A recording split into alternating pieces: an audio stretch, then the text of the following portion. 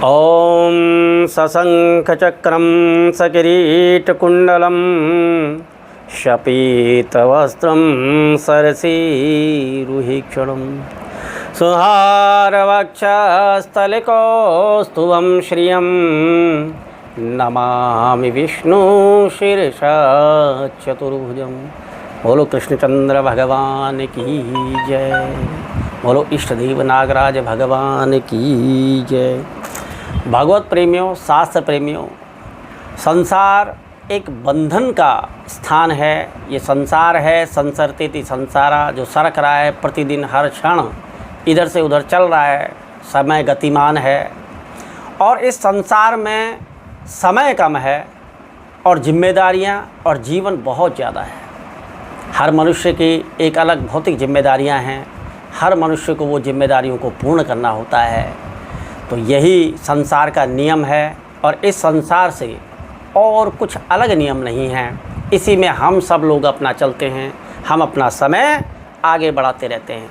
हे भगवत प्रेमियों, इसी प्रसंग के बीच में श्रीमद् भागवत जी के 7वें स्कंद में प्रहलाद जी जब ज्ञान देते हैं, 14 नंबर के श्लोक में वो इस संसार के विषय में बता रहे हैं।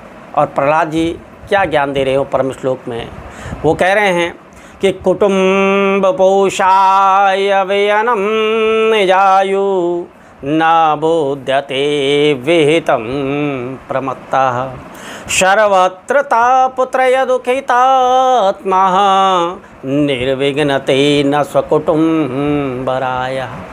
क्या कह रहे हैं प्रहलाद जी? कह रहे हैं कि जो संसार है ये सब परिवार और कुटुंब के बीच में है। हर व्यक्ति जो है अपने परिवार, अपने कुटुंब, इस भाव से उनके पालन पोषण में लगा रहता है और लगना भी चाहिए और करना भी चाहिए। हे भगवत प्रेमियों, ये संसार है, परिवार है, इन सब को अपने दायित्वों को पूर्ति करना है। जिस प्रकार ईश्वर हमारे पालन पोषण में लगे हैं, तो हम भी अपने परिवार के पालन पोषण में वही ईश्वरीय शक्ति का, वही कर्म को कर रहे हैं।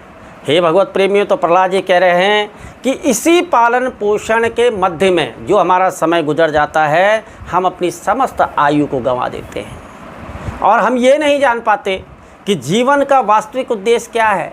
ये जीवन का वास्तविक उद्देश्य हमारा नष्ट हो जाता है। इसलिए भगवत प्रेमियों, कुछ नहीं तो हमें अपने कल्याण के लिए सिर्फ भगवत नाम का उच्चारण करना है, भगवान की चर्चाएं करनी है। बोलो सच्चिदानंद भगवान की जय।